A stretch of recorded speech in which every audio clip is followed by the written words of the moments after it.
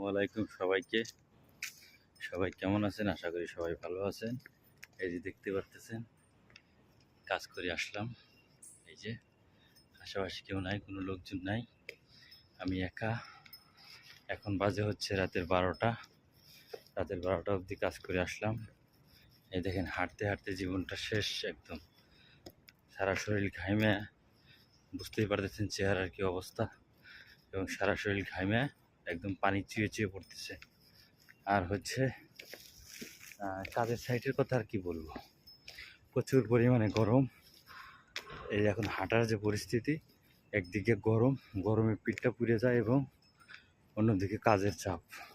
আর কাজটা অনেক কষ্টের কাজ করি আমি বলতে আমাদের বন্ধুবান্ধব যারা আছে সবাই কাজটা হচ্ছে রডের কাজ করি, একদম ঠাডা ভরা রোদের ভিতরে। এই দেখেন কি অবস্থা, প্রবাসে আমাদের কষ্ট